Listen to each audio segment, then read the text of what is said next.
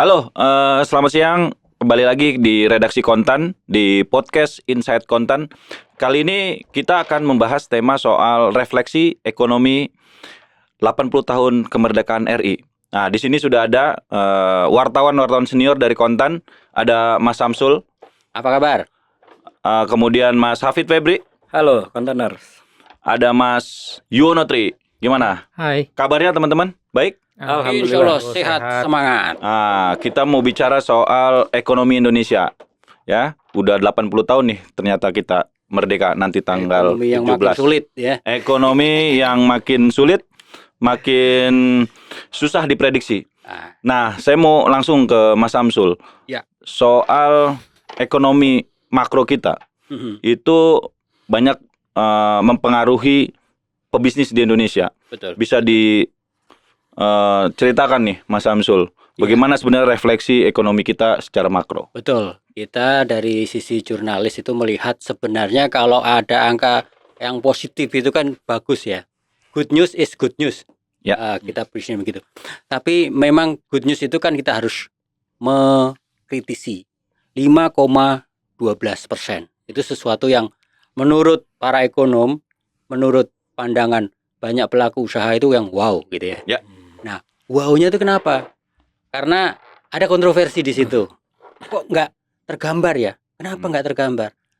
Ada fenomena-fenomena yang perlu kita cermati bersama. Misalnya, contoh yang ini sedikit yang saya amati ya dari beberapa yang kita tulis juga di Kontan. Itu misalkan data lifting. Data lifting kita itu ada 3 seri, ada 3 data. Nah, Beda-beda tuh. beda-beda. Itu yang menarik itu ya. Ya meskipun selisihnya sedikit-sedikit tapi ya kalau untuk ukuran data itu sebaiknya harus valid ya. Betul. Karena itu kan menjadi basic untuk membuat kebijakan. Betul. Data lifting kita yang pertama disebut Menkyu itu per Mei itu ada sekitar 517-an ribu produksi migas kita. Ya. Barrel per hari PPH. Lalu SKK Migas punya otoritas dong ya kan. Betul. Ngeluarin juga mirip-mirip 518-an sekian. 580-an sekian. Jadi 570 sekian, 580. Selisih tipis-tipis lah. Ini masih apa ya? Masih sesuai lah. Ya. Tapi Menteri Bahlil punya data juga gitu. 608 ribu BPH. Ada selisih yang luar biasa. Nah, ini tentu yang menarik untuk kita cermati ya data-data seperti itu. Kenapa kok bisa tambah? Oke, ada tambahan produksi di mana? Tentu ada, kalau nggak hanya ngomong data ini naik atau turun dong, ada kenaikan. Nah, oke. Ada tambahan 30.000 di blok Cepu ya, Banyurip. Ya. Terus ada tambahan lagi di Riau sekitar 20.000, 50.000 ya. Ada tambahan lagi katanya produksi rakyat dihitung Sumur juga. minyak, Sumur rakyat gitu ya. Sekitar 10 sampai 15.000. Betul. Itu kalau total kan baru sekitar 65 ya. Padahal untuk mencapai, nah dengan menghitung 65.000 barrel itu kan hitung-hitungan kami baru mencapai 599 barrel per hari rata-rata. Kita ngitung rata-rata. Ya, rata-rata. Nah, kalau pakai angka yang 608 yang diklaim oleh Pak Menteri Bahlil itu berarti harus ada tambahan sekitar 82.000 pada bulan Juni itu. Oke. Nah, data itu yang tidak terungkap. Oke, nggak masalah 608 mau 1 juta pun nggak masalah. Tapi please datanya dibuka. Nah, itu kan biar kita nggak penasaran dan kita tidak berwak sangka dengan data-data itu. Nah, itu hubungannya dengan penerimaan negara. Nah, itu dia. Kenapa? Penting. Ini kalau sudah data produksi gede itu kan bagi hasil. Betul. Daerah pasti menuntut. Loh, ini kan produksi gede, kenapa gue nggak dapatnya kecil? Betul. Gitu kan? Itu yang harus kita cermati bersama di situ. Itu satu data.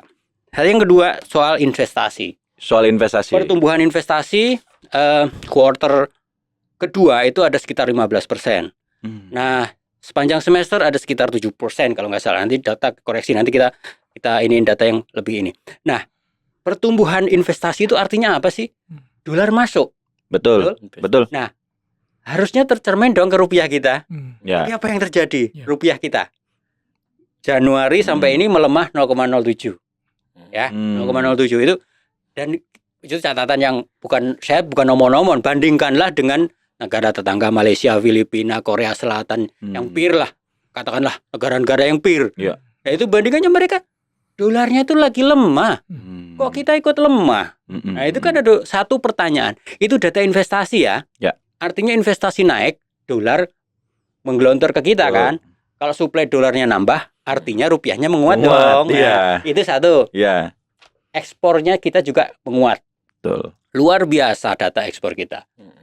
Harusnya juga tercermin juga di data itu. Iya. Ini yang kedua. Yang ketiga, PMI manufaktur. Saya singgung sedikit tentang PMI manufaktur. Ya. PMI manufaktur dari lembaga yang internasional kredibel itu ngomong dari 46 naik sedikit menjadi 49. Ya. Tapi data BI bilang 50, sekian. 50, sekian artinya apa? Optimistis. Ya. Kita nggak bisa hanya langsung percaya. Kontan punya sendiri. Namanya CEO Index. Ya. Itu ya persepsinya para CEO yang setiap 3 bulan kita kumpulkan. Ya. Datanya mirip dengan data yang dikeluarkan oleh lembaga internasional. Sama-sama, maaf, pesimistis. Ya. Tapi data BI optimistis. Nah, itu yang jadi ukuran data yang mengacu 5,12 tadi. Nah, saya bukan mau mengkritisi datanya BI atau data apa, BPS. tapi BPS, pertumbuhan sektor industri yang dimaksud itu, optimisme itu kan bisa dong tergambar. Betul. Manufakturnya kita ngomong. Nah, sektor apa? Kan bisa tergambar. Kalau realisasi investasi bisa tergambar. Ini di lokasinya mana? PT-nya apa? Ya, kan itu bukan data yang tertutup bagi publik. Ya, buka aja dong. Ya. Ini loh yang menjadi dasar dari optimisme survei itu. Nah, ya, data-data yang seperti itu yang mungkin perlu kita kritisi bersama. Betul. Dikritisi itu bukan berarti kita nyinyir, Ya. bukan kita tidak senang pertumbuhan 5,12%. Ya. Kita senang. Nah, yang ketiga, yang keempat, ketiga tadi ya, konsumsi masyarakat. Nah, ini menarik. Konsumsi masyarakat yang kita bahas kemarin kan ada Rojali, ada Rohana, Rohalus, ya, betul. Rohalus. Rombongan hanya elus-elus. Iya. Nggak beli mobil dia. Betul. Itu fenomena nyata loh. Kalau memang ada disebut peningkatan konsumsi di online, boleh dong dibuka. Nah, itu dia. Online-nya itu belanja apa? Ya.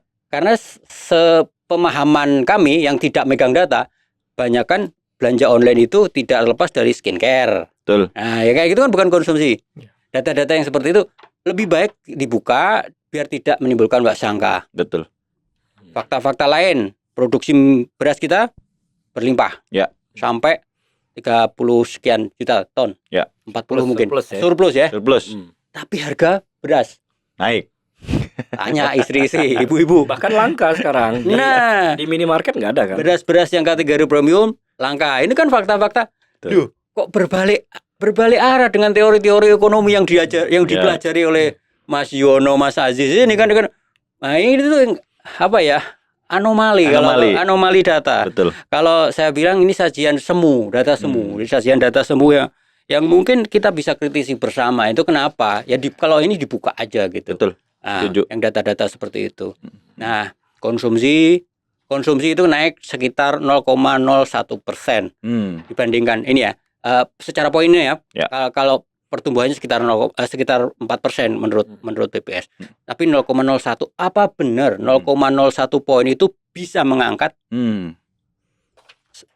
dari estimasi pasar itu kan 4,8% pertumbuhan ekonomi ini. Ya. Dari ekonom ya yang kita kumpulin ya, ada ekonom perbankan, ekonom Selios macam-macam itu sekitar 4,8-an lah itu yang apa namanya? Ya itu juga masih diskon gitu. Iya, diskon itu. Tapi melompatnya jadi 5,12. Itu yang perlu kita syukuri data semu itu gitu ya. Tapi itu ya kita bersyukur dengan data semu ya. Paling enggak ya. Optimis ya. Atau enggak malah. Kalau saya jadi pemimpinnya kan saya senang pertumbuhan pasti, positif Indonesia baik-baik saja. Tapi ya rasain sendiri gitu ya. Real atau realitanya di lapangan itu tidak terjadi ya Mas Samsul ya. Betul. Jadi gambaran umumnya Mas Ajis. Jadi artinya memang di refleksi ekonomi untuk 80 tahun kemerdekaan RI ini ini masih banyak catatan dari ya tadi yang masih dari kita belum ngomong tadi misalkan jumlah angka. Ini baru data yang ini ya. jumlah angka pengangguran, Nah, itu.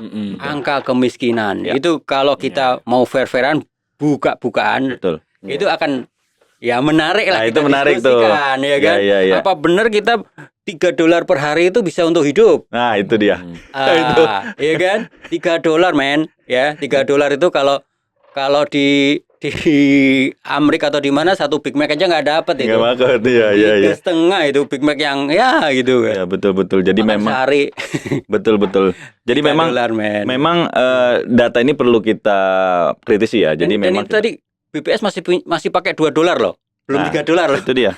$3 itu angkanya Bank Dunia ya. Ya. Ya itu yang $2 itu ya. Ya, itu makanya memang banyak masih 16.000 kali 2 jadi 32.000 lah, 32.000 makan seharian gitu. nggak masuk akal ya sebenarnya ya. Ya. Ya ini nanti kita coba ini ya Di Mas ya luar apa Nurul. kita bahas lagi nih. Memang perlu banyak apa namanya lebih detail ya karena data ini memang perlu sebagai apa namanya media ekonomi kita memang perlu nih apa melakukan kritisasi terhadap data-data ini. Menyambung lah tadi soal realita yang terjadi. Ini kemudian nyambung ke Mas Hafid. Mas Hafid, ini kan data-data sudah ada, kemudian juga tapi realitanya di lapangan tidak demikian gitu. Nah, di sektor industri itu apa yang terjadi, Mas? Nah, nyambung Mas Samsul tadi menarik nih. Artinya kita juga ikut meragukan ya validasi dari data yang baru dirilis oleh BPS karena kita tahu sektor manufaktur ini menjadi salah satu motor penggerak perekonomian nasional. Betul. Artinya ini menjadi salah satu indikator penting ketika BPS menyebut atau melaporkan bahwa ekonomi di kuartal 2 tumbuh 5,2% kemarin ya. Ya. Tapi kok kondisi manufaktur yang menjadi salah satu motor penggerak mengalami kontraksi.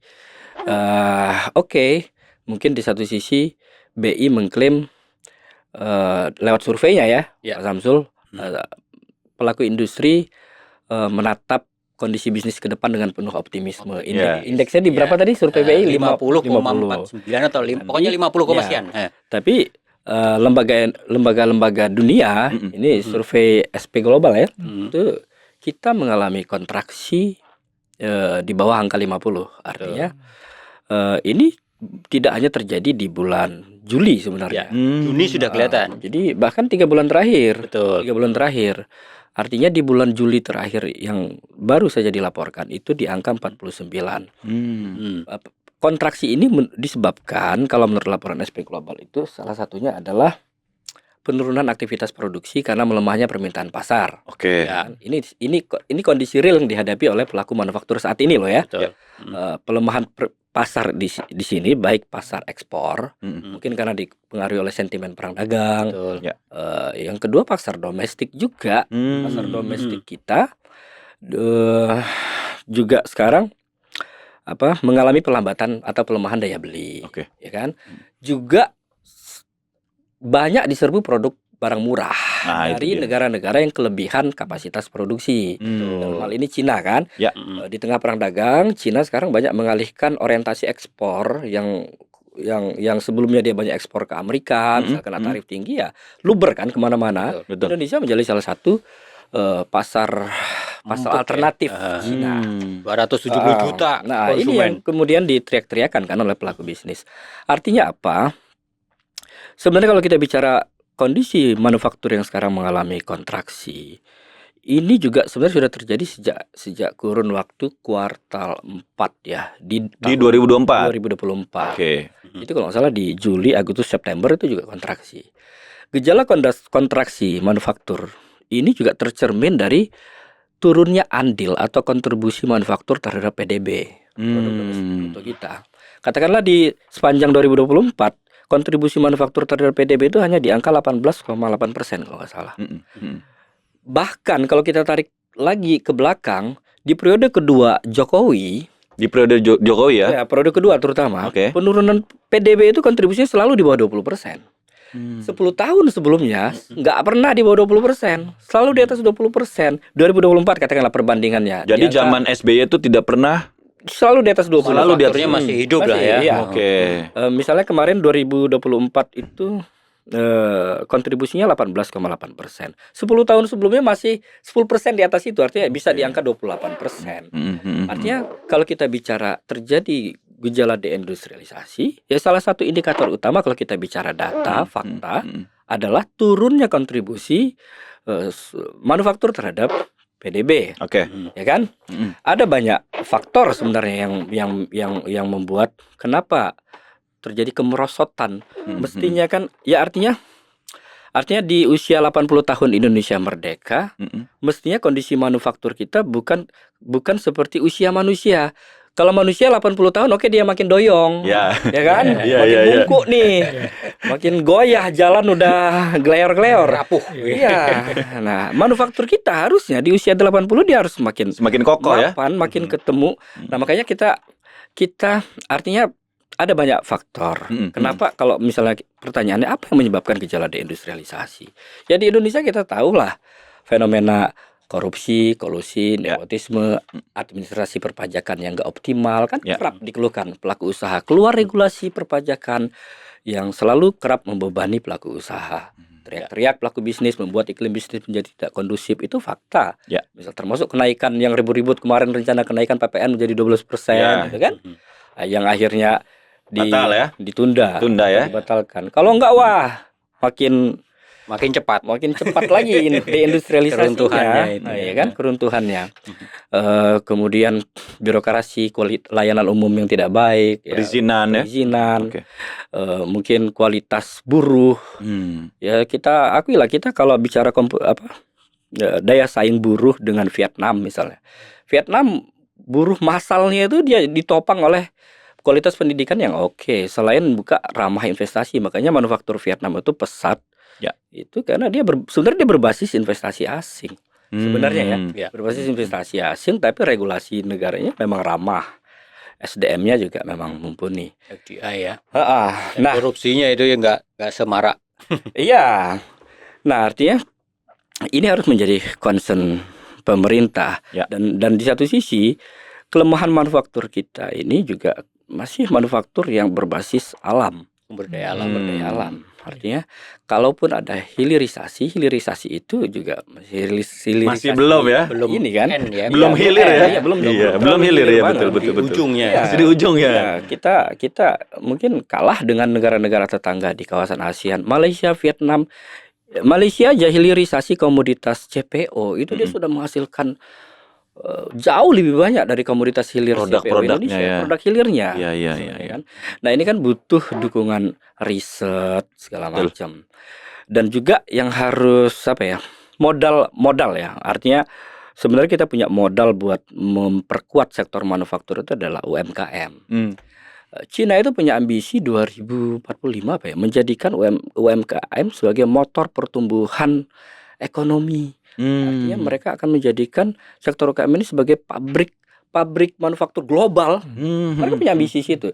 Dan negara hadir di Cina itu sebagai akselerator dan orkestrator melalui perangkat kebijakannya menjangkau seluruh fungsi-fungsi strategis. Apa aja itu? Pembiayaannya, pendanaan, pemberdayaan, inkubator, dukungan teknologi, pendampingan, akses pasar. Negaranya hadir. Nah, kita bagaimana Mas Apit? Kemudian ada kolaborasi. Artinya ada dukungan dari negara untuk mengintegrasikan UMKM dengan perusahaan-perusahaan besar dalam rantai pasok. Rantai pasok produksi ya. Tidak hanya dalam nasional tapi global ya. Nah, kita sebenarnya punya perangkat itu, kita punya. Sudah ada banyak kementerian, lembaga pembiayaan misalnya, udah punya. Cuman negara kita belum mampu melakukan belum bisa hadir atau berperan sebagai orkestrator yang memadupadankan seluruh kebijakan, perangkat kebijakan dan kelembagaan yang menopang sektor UMKM ini. Kalau bicara kontribusi UMKM terhadap PDB, sebenarnya Cina dan Indonesia itu sama. Kontribusinya sebenarnya selevel, di angka sekitar 60%. 60% ya? Iya, betul. Cuman terintegrasi sama main sendiri-sendiri UMKM-nya itu ya. Nah, ini akhirnya dan tidak bisa masuk ke industri-industri yang besar ya. Nah, itu. Kemudian penyebab lain yang menyebabkan daya saing manufaktur kita itu lemah kita ini masih terlalu banyak bergantung dengan bahan baku impor bahan baku setengah jadi. Oh. Seperti di industri makanan minuman gitu. Ya. Industri mamin itu mungkin 60% masih tergantung. Mulai dari garam, gula, impor semua ya. Jadi bukan hanya bahan baku mentah, mentah, itu bahan baku mentah. Bahan setengah jadinya pun kita sangat tergantung. Iya. Seperti zat perasa, zat pewarna. Nah, ini yang membuat ketergantungan terhadap impor, istilahnya impor bahan baku setengah jadi ini yang juga membuat cost produksi itu terlalu tinggi di Indonesia. Betul. Sehingga kehilangan daya kompetisi, daya kompetitif. Karena kita punya itu banyak industri kimia yang bisa memproduksi itu, cuman nggak ada dukungan tadi. Nah iya, banyak investor bisa misalnya masuk di industri bahan baku setengah jadi tadi. Kalau SDM-nya gimana Mas Hafid? Iya, produktivitas buruh kita juga kan banyak dikeluhkan kalangan usaha kan. Artinya terlalu banyak menuntut misalnya, tapi produktivitas rendah. Ini juga menjadi problem. Menjadi salah satu penghambat industri untuk melakukan ekspansi secara berkelanjutan. Salah satunya karena faktor mereka juga mempertimbangkan faktor ini ya. Itu ya. Oke. Kemudian buruh kita ini rentan gejolak. Oke. Nah, itu. Jadi situasi politiknya ikut ya. Mereka dikit-dikit turun ke jalan demo. Perut. Pokoknya pas hari buruh misalnya, atau ada beberapa momen itu rutin buruh turun ke jalan, bahkan menyerukan mogok nasional. Itu kalau nggak satu hari buruh, yang kedua menjelang penetapan upah minimum. Nanti Menarik. Rame lagi ya. September atau Oktober tuh, lihat aja tuh. Menarik Mas Hafid. Memang kalau bicara soal industri, manufaktur, deindustrialisasi, ini memang PR-nya masih panjang karena kementerian-kementerian lain tidak bersinergi. Saya mau beralih ke Mas Yono. Ini beberapa kali ya Kontan di Insight itu menulis beberapa isu-isu besar, ya kan, di sektor keuangan maupun di sektor pasar modal. Nah, ini juga perlu kita refleksi nih, bagaimana sebenarnya tulisan-tulisan kita itu bisa juga mendorong supaya mereka supaya kasus-kasus yang ada itu juga diselesaikan. Nah, ini kan juga menjadi salah satu ya, kalau investasi mau masuk, itu kan hukum harus equal ya kan? Hukum harus memberi kepastian kepada investor. Nah, ini gimana Mas Yono di Insight? Oke, sebelum masuk ke sektor hukumnya ya, kepastian di industri pasar modal sendiri, aku mau nyambung dari Mas Samsul dan Mas Hafid bahwa pertumbuhan ekonomi kuartal 2 yang sebesar 5,12% itu memang kemudian kalau kita breakdown atau kita cari pembenarannya di kinerja emiten, kok rasanya nggak sinkron ya. Misal contoh, dibilang dari sektor telekomunikasi menyumbang pertumbuhan juga ya. Tapi nyatanya kita ambil 2 pemain telekomunikasi terbesar kayak Telkom dan Isat. Itu kuartal 2 pertumbuhannya itu justru turun antara 3-4%. Ini kan artinya terus apa yang tumbuh gitu? Itu dari sisi labanya itu. Dari sisi pendapatan. Jadi pendapatan kan menggambarkan belanjanya masyarakat ke telco ya. Itu di telekomunikasi. Kemudian di sektor di Astra katakanlah ya, Astra sebagai salah satu konstituen di top 10 capital market ya. Kapitalisasi pasar terbesar. Astra tuh kemarin kuartal 2 pendapatannya hanya nggak lebih dari pertumbuhan pendapatannya nggak lebih dari 1% kok, 0, sekian gitu. Jadi ini memang walaupun masih tumbuh, tapi angka laba ya. Tapi laba, iya. Cuma memang itu tadi itu ada kaitan.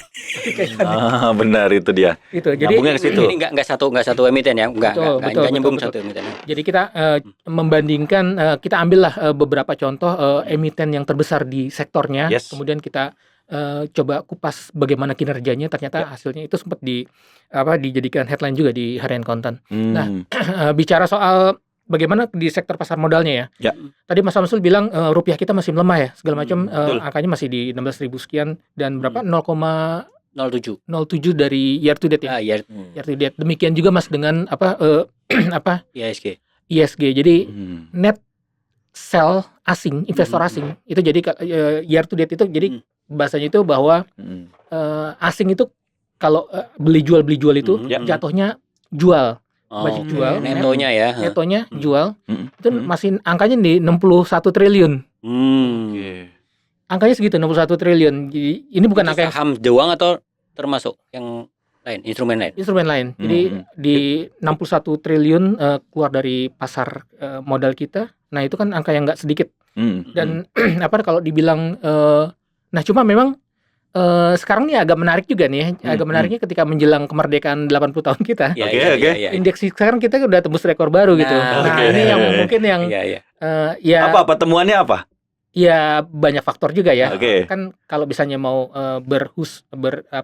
husnuzon, Ya, berprasangka baik bahwa memang kemarin kan ada kabar baik dari MSCI rebalancing Oke. ya. Ada beberapa MSCI. indeks Itu saham ya. yang saham-saham kita sejumlah banyak cukup masuk ya ke situ.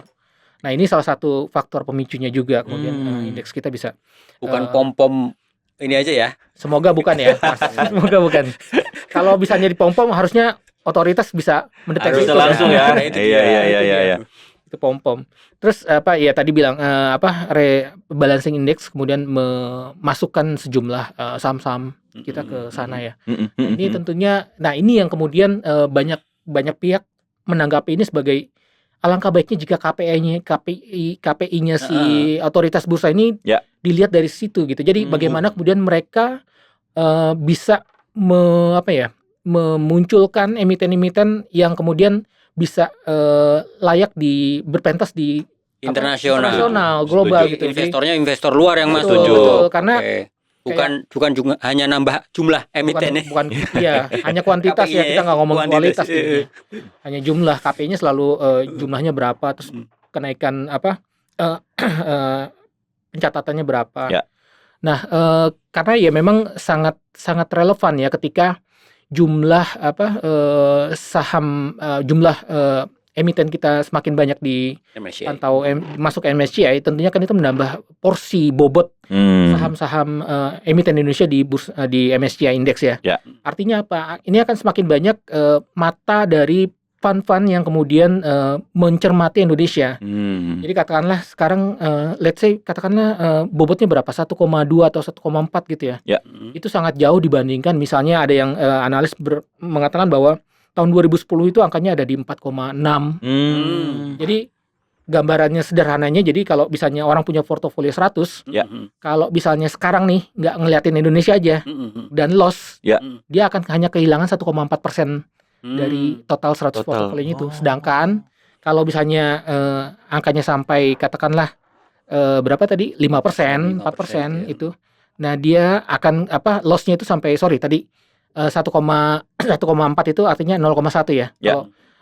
Kalau 5% artinya 0,5 dari total investasinya.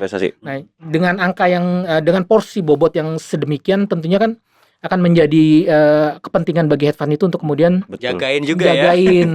Iya, bagaimana dia bisa melototin Indonesia kinerjanya emiten-emiten paling tidak terpantau lah ya. Terpantau. Jadi dia nggak juga bisa loss tuh di Indonesia gitu. Harusnya seperti itu.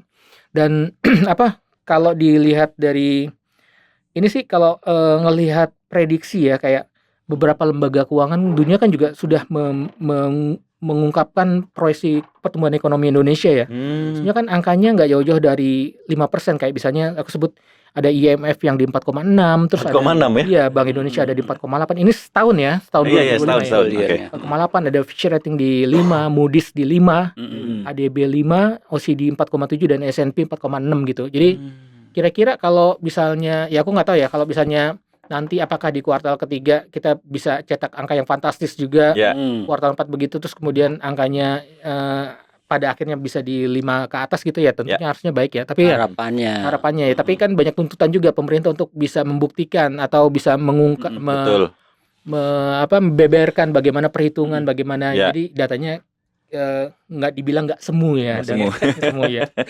Karena memang kalau kita ngelihat negara tetangga tuh proyeksinya memang cukup bagus ya, kayak biasanya Vietnam ya. Vietnam itu angkanya ada di 6,5 untuk Bank Dunia dan luar biasa. 5,4 Vietnam luar biasa. Iya.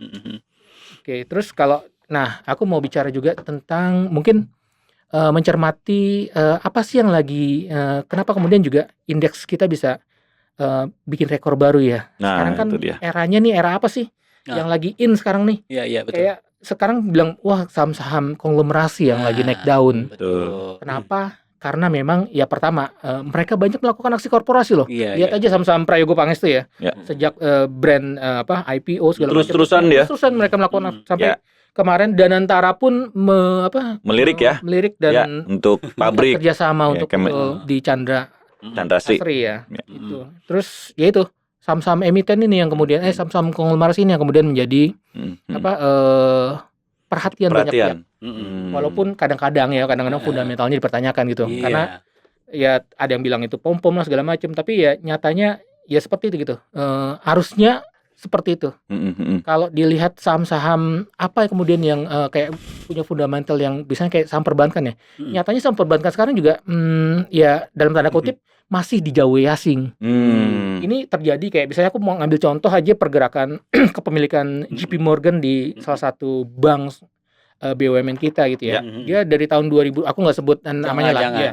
jangan sebut nama. Dari tahun 2024 nih menariknya JP Morgan, dari tahun 2024 itu dia sejak awal bulan Januari terus sampai Desember relatif banyaknya mengurangi kepemilikannya. Mengurangi kepemilikan. Tapi menariknya emang kadang-kadang mereka dalam risetnya itu rekomendasinya buy. Baik ya. Karena dia pengen keluar berarti. Ini anomali juga nih. Jadi memang banyak anomali di sektor di data BPS, kemudian juga deindustrialisasi juga anomali juga, kemudian di pasar modal juga anomali ya. Jadi memang refleksi dari ekonomi 80 tahun kemerdekaan RI ini Kontan melihatnya memang cukup agak pesimis lah ya, melihat data-data ini. Kita perlu juga kritisi ya ke depannya ya. Nah, mungkin terakhir nih Mas Samsul, nanti Mas Hafid dan Mas Yono. Ini namanya juga refleksi. Pasti ada yang kurang ya, ada yang lebih. Nah, ini untuk ekonomi ke depan kita itu seperti apa harusnya, Mas? Ini antara harapan dan keinginan. Ya. Realisasi nanti terserah yang mengeksekusi. Ya. Eksekutif itu pemerintah dan ini. Harapan kita di depan itu masih ada tantangan berat. Yang paling dekat adalah misalkan tantangan tarif 19%. Oke, betul. Mau nggak mau akan kita ekspor kita akan terpengaruhi di situ. Itu salah satu. Ekonomi global geopolitik global. Kita ketegangan di Laut Cina Selatan belum reda. Thailand belum fix ini dan beberapa titik. Meskipun ada upaya untuk mendamaikan. Dan di kita sebaiknya memang kita lebih banyak harus fokus untuk menggarap pasar dalam negeri kita. Oke. Poin-poin itu, satu, program-program prioritas pemerintah. Apakah itu MBG, apakah itu rumah rakyat, sekolah rakyat, koperasi desa Merah Putih itu tolong didesain ulang. Didesain ulang dalam arti desain yang benar-benar melibatkan. Kalau kemarin itu MBG mungkin hanya melibatkan sebagian kecil kelompok. Nah, mungkin yang sekarang ini bisa banyak saran yang sudah masuk, melibatkan orang tua murid dan sebagainya. Yang itu yang mungkin akan benar-benar menggerakkan. Tujuan utamanya kan itu menggerakkan ekonomi ya. Betul. Nah, benar-benar itu dana itu tidak hanya, kalau saya bahasa yang lebih ini kan sudah dibancakan sebagian orang. Ya, itu Jangan dia. sampai. Jangan sampai. Ini peringatan kita, jangan sampai, karena dananya sangat gede. Tahun ini 71 triliun dan tahun depan 100 sekian triliun yang luar biasa ya, terus, besar ya. Luar biasa. Iya. Itu satu yang sudah pasti. Memang itu kan tidak semuanya bisa menggerakkan, tapi itu paling enggak itu di level bawah itu benar-benar bisa konsumsi masyarakat. Nah, yang kedua, insentif itu juga harus tepat sasaran. Mungkin kuartal kedua atau tahun depan insentif bagaimana kelompok yang benar-benar membutuhkan. Kalau kelompok bawah kan sudah jelas ya, sudah ada anggaran pemerintahnya. Nah, itu kalau pemerintah yang sekarang mau mendongkrak menengah atas, yaitu tolong pertimbangkan PPh 21-nya kurangi. Apakah PPh ditanggung pemerintah seperti saat COVID? Enggak lama. 2-3 bulan itu sangat membantu. Apalagi di titik-titik menengah atas ini kan sekarang musim sekolah itu kan titik-titik orang butuh banyak likuiditas. Nah, di titik-titik itu aja dikasih insentif berupa PPN. Kalau PPN dianggap terlalu berat karena pajak itu penerimaan nanti sampai habis gitu. Ya oke. Pencet lagi PLN misalkan. Diskon. Diskon itu bukan gratis itu sangat diskon. Sangat menarik itu diskon itu. Itu yang menyasar ke Langsung. 2.200 ke atas. Yes, betul Mas. Kenapa? Mereka ngeluarin dana hampir 1 juta. Betul. Rata-rata 1 juta lebih. Nah, itu kalau bisa dikurangi hanya dalam 2 atau 3 bulan itu akan membantu. Saat-saat kritis yang saat sekarang misalkan yang tadi kebutuhan untuk pendidikan, Ya. yang lain persiapan itu. Nah, Oke. kalau insentif-insentif dari pemerintah itu bisa tepat sasaran, saya optimisme itu 80 tahun kita tidak hanya jadi penonton tapi jadi pemain sendiri di negeri sendiri. Pasar dalam negeri sangat gede. Ya, jadi menumbuhkan konsumsi yang tadi jadi perdebatan, Betul. online atau enggak online. Ya, kalau kita tanya kurir online Ya. atau kita tanya jangan perusahaan online-nya, tanyalah kurir. Mas, hari ini nganter berapa? Naik atau turun? Sepi, Mas. Ya, itu dia. Jawabannya kan Betul seperti betul itu. itu di lapangan Itu seperti itu. Harusnya survei-survei lembaga negara itu sampai ke situ kan. Setuju, setuju. Benar-benar merasakan Baik. Ya, memang langsungnya. betul ya. betul. Jadi memang di lapangan itu terjadi penurunan di semua lini. Menarik Mas Samsul. Mas Hafid. Ya. Gimana deindustrialisasi supaya memang betul-betul menjadi industrialisasi gitu kan? Ya. Nah, karena ini 5 tahun ini menjadi pertaruhan Pak Prabowo untuk membangun industri kita yang kuat, Ya. yang bertumpu pada domestik gitu. Oke. Jadi intinya pemerintah harus punya grand design, strategi kebijakan yang pro pelaku industri. Ya. Artinya tentunya harus dideteksi dulu akar persoalan penyebab munculnya gejala deindustrialisasi tadi. Ya. Seperti tadi sudah kita sampaikan, mulai dari kualitas layanan, perizinan, perpajakan, korupsinya, pungli, praktik bawah meja, tingginya impor bahan baku setengah jadi, rendahnya kompetensi SDM buruh, Ya. misalnya, terus minimnya penerapan teknologi. Dan pemerintah harus konsisten untuk mengatasi berbagai problem-problem itu. Misalnya melalui paket deregulasi kebijakan. Sebenarnya kalau bicara indeks PMI manufaktur yang bulan Juli itu ada kenaikan kan dari bulan sebelumnya. Artinya di awal itu kan Juli ya, awal kuartal 3 ya. Ya. Artinya sudah menunjukkan optimisme karena sudah ada kenaikan indeks dibandingkan Juni. Nah, salah satunya kalangan pelaku industri sudah melihat optimisme itu seiring dengan mulai bergulirnya program deregulasi. Permendak nomor 8 tahun 2004 itu yang tentang relaksasi impor. Nah, menurutku tapi nggak cukup berhenti sampai di situ. Yang berikutnya adalah bagaimana pemerintah bisa memperkuat proteksi pasar domestik dari serbuan-serbuan, karena ini kan masalah laten, masalah yang sudah cukup lama terjadi. Betul. Karena kalau di masalah yang prinsip tadi tidak dibenahi, yang masalah perizinan dan lain-lain tadi, pada akhirnya investor luar malas bangun pabrik di sini. Betul. Karena bangun pabrik itu repot loh, modalnya besar, Butuh waktu. perizinan ribet segala macam. Akhirnya apa? Udah jadikan Indonesia aja pasar, kita nggak usah bikin pabrik. Artinya kita tidak punya nilai tambah, kita akan selalu diserbu produk impor, ya kan? Betul. Nah, dan kita tidak memiliki nilai tambah secara ekonomi. Berikutnya adalah mungkin pemerintah juga harus mampu memperkuat sektor UMKM sebagai driver pertumbuhan ekonomi. Ya. Dalam hal ini kita bisa belajar, kita bisa mencontoh apa yang dilakukan oleh Cina lah. Cina itu punya ambisi menjadikan sektor UMKM sebagai core manufaktur global. Nah, itu.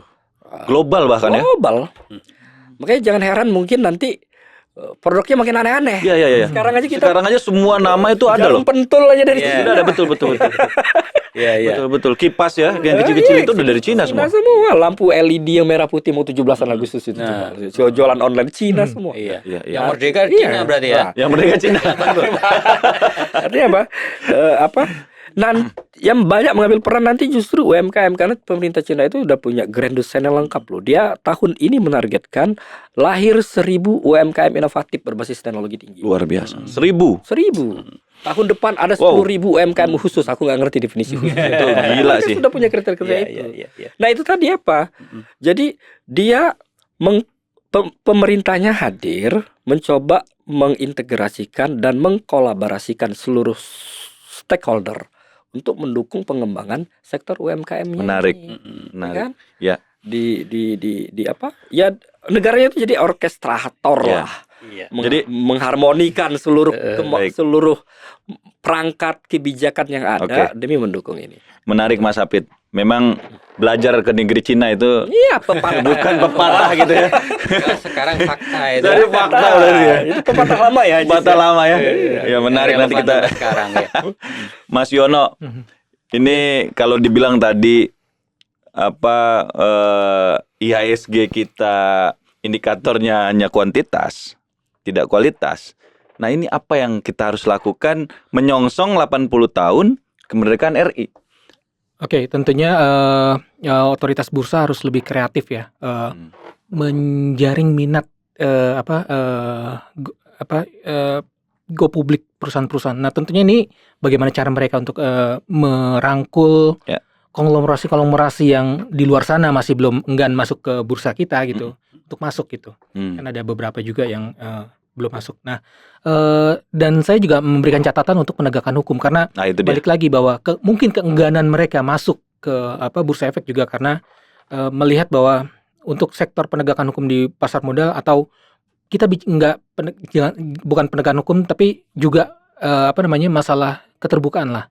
Bagaimana otoritas bursa, bagaimana OJK dan Bursa Efek Indonesia terbuka kepada publik gitu. Nah, itu dia. Jangan kemudian hanya publik yang hanya emiten, hanya anggota bursa yang diminta untuk terbuka kepada investor, tapi mereka juga terbuka. Saya ambil contoh kayak misalnya penerapan aturan UMA ya, Initial Market Activity gitu. Itu kan kadang-kadang ukurannya nggak jelas gitu, naik terus suspensi gitu. Ya. Padahal ya itu membuat kayak mood mungkin investor jadi ragu gitu kan. Iya. Ini lagi naik tapi kemudian suspend gitu. UMA. Ya UMA. Terus juga kebijakan yang kemarin sempat ramai kayak FCS segala macam itu juga ya sebenarnya harus jelas lah kayak gitu. Kalau aturan mainannya mereka juga nggak terbuka kepada publik, ya bagaimana kemudian publik mau percaya kepada institusi pasar modal kita gitu.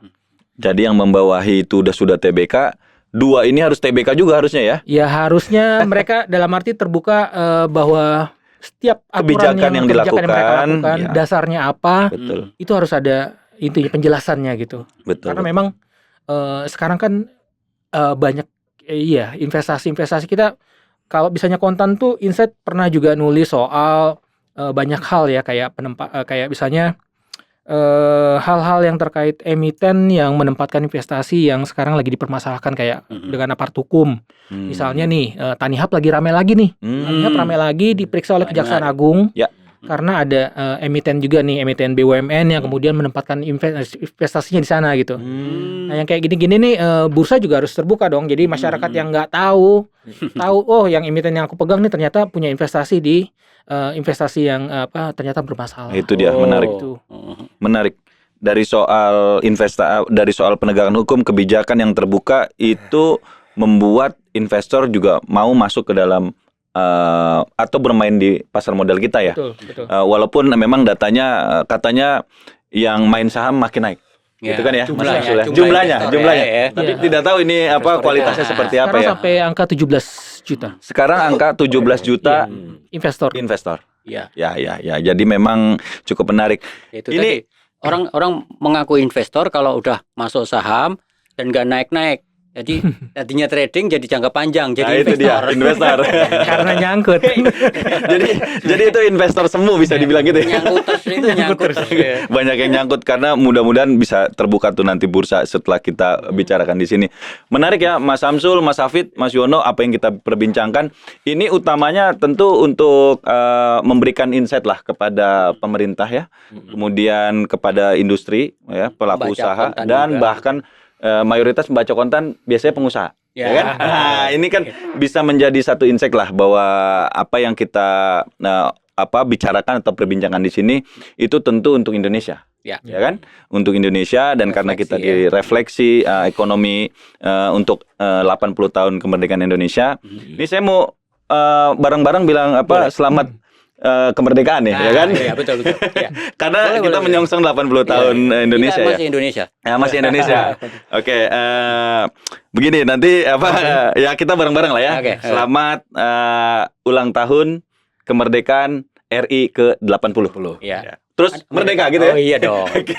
Pakai ya. Iya. Oke, bareng-bareng ya. Ya. Oke. Selamat Selamat Selamat ulang ulang tahun Republik Indonesia ke-80. Merdeka! Oke, dari saya sekian. Terima kasih senior-senior kontan. Kita jumpa lagi di podcast Insight Kontan berikutnya. Sampai jumpa. Sampai jumpa. Cuan, salam cuan. Salam cuan.